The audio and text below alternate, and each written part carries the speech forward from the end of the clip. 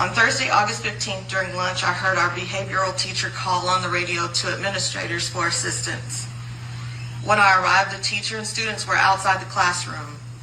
One student was holding his head, having been assaulted by the student remaining in the classroom. I entered where the student was still irate and found the room ransacked with overturned furniture. I knew I had to be as calm as possible, and I spoke lowly and slowly so as not to enrage him any further. He picked up a chair and acted as if he would throw it. He finally did throw it at me, but I caught it midair. He picked up another chair to throw at me when another assistant principal entered the room. I used the first chair to block the second. He picked up a third and threw it at the other assistant principal, and I used that initial chair to block the one that he threw at her. After blocking the chair thrown at the other assistant principal, he threw a wooden hanger at me, but I couldn't stop it fast enough. The hanger hit me in my right eye and knocked it out of the socket. I grabbed my face while blood was pouring out of my head and stumbled out of the classroom door. The nurse and 911 were called. I asked for my cell phone to call my husband to come get me, not realizing the extent of the damage. When paramedics arrived, they determined I would need to be airlifted to Parkland Medical Center in Dallas. I underwent surgery as soon as possible, and doctors were able to reinsert my eye. However, they determined I had been blinded and currently believe that my damage is permanent. I will have to have an additional surgery to repair my eyelid because doctors are believing, I'm so sorry.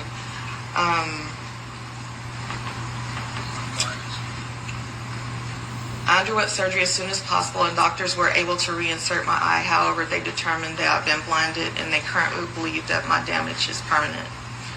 I will have to have an additional surgery to repair my eyelid, and because doctors are believing my blindness to be permanent, removing my eye may have to be an option. All right, this hits close to home for me because I am a former educator, and when I say former educator, I taught from 2005 until 2021. After teaching for 16 years and quote unquote surviving the first school year during COVID, I decided to move into a different position in my district.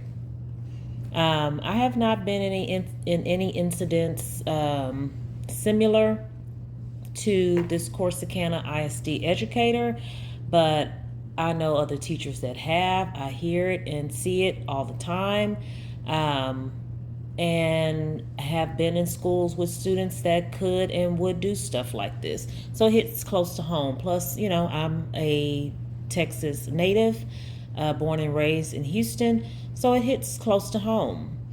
So let's go through this article because I see now that this assistant principal is calling on Governor Abbott to make changes. So, hopefully, even though it's taking something this serious, and I'm sure she's not the only one that something like this has happened to, because we see it all the time. We've seen teachers get their legs broken, get their wigs pulled off, get punched, get laid out, and then a lot of times we don't hear anything else about it. So the article says from CBS News, a Navarro County educator who was injured by a student earlier this month said she could lose her eye due to the incident, and she's calling on the Texas governor to make changes in the education system. Collins Intermediate School Assistant Principal Kendra Rogers was airlifted to Parkland Hospital in Dallas after a student threw a wooden hanger at her. Rogers said that during lunch on August 15th, a behavioral teacher called for help. When Rogers arrived at the classroom, she said there was a student who was assaulted by another student who was still in the classroom. When she entered the classroom, Rogers said the student was irate and the room was ransacked. I knew I had to be as calm as possible, not to engage him, Rogers said. Rogers said the student threw multiple chairs toward her and another assistant principal.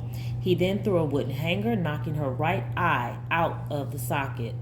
After being airlifted to Parkland, Rogers said she had surgery on her eye. Doctors believe she is blinded and the damage is permanent. She will need another surgery on the eyelid, and removing her eye is likely, she said. Rogers then called on Governor Greg Abbott to update Chapter 37 of the Texas Education Code, saying it needs to be updated to incorporate the well-being of students. According to the Texas State Teachers Association, Chapter 37 of the Texas Education Code gives the teachers the authority to remove disruptive students from their classrooms, but it should be used as a last resort. Rogers also called on Abbott to allocate some of the state's $32 billion surplus to schools. Our safety is important too, Rogers said. We should not fear being in the classroom with an aggressive student. All right, amen to that, guys. This was written by Julia Falcon, a producer at CBS News Texas. Guys, teaching gives you, and excuse my daughter in the background, I'm fortunate enough to be at home with her right now. She's 16 months, and I don't know how I'd be able to teach with a daughter at home. Teaching takes a lot out of you. It's very stressful. It gives a lot of us PTSD. We're not provided all the resources that we need, so we end up spending a lot of our own money, and we end up guilted into spending our money and spending a lot of our time. So, the Lord saw fit for me to at least stay home with her for a little bit. I've only been home since the end of June of this year. However, one option is to return to the classroom. But, I really hope, things change. I really hope I would be in a different environment, a safe environment, and a safe district. What do y'all think about this Corsicana ISD educator who may lose her eye? She's already blinded in one eye, and she may lose it due to these protocols in education, due to these education codes that need to be updated, and just due to policies in Texas. I mean, education has been on a downward spiral since I started teaching in 2005. I mean, comparing it to when I was in school and how I was taught and the type of teachers that I had and me wanting to go to school, we didn't have disruptive behavior like this when I was in school in the 80s and 90s. I graduated from high school in 1999, and I started teaching in 2005. And since I've been teaching and with No Child Left Behind, it's just gotten worse and worse every year. And I'm praying for this Navarro County educator and all of the educators, because school has just started back, and I remember having that anxiety of going back to school, having to put my resources, my money into making sure the classroom looks nice, and then you do all this preparation, and then you end up having a year of HE double hockey sticks with no support, and COVID made it worse. Can you imagine, teaching kids in person during COVID and online during COVID? The kids are already 2 years behind, and you can't commingle with any teachers because of COVID. My mother passed away, and I had zero support from the staff. Zero. So I made it through. It's possible I'll have to return to the classroom, and I just hope things are better. Our basic allotment, which funds our day-to-day expenses, have not increased since 2019, even though we have had rising costs on absolutely everything, including new unfunded mandates. This is 2024. I'd like to quote a friend who gave me permission to use their words. Quote, "If our students don't have what they need to be successful in Texas, this is not simply problematic. I hold that it is immoral. Texas has the 9th largest economy in the world, not the country, the world. Texas has over a $32 billion budget surplus. Yet we spend the 8th least in terms of allotment per student in the U.S. Regardless of what you believe this says about our priorities as a state, this is a choice, and choices have consequences. Article 7, Section 1 of the Texas Constitution states a general diffusion of knowledge being essential to the preservation of the liberties and rights of the people, it shall be the duty of the legislature of the state to establish and make suitable provision for the support and maintenance of an efficient system of public free schools.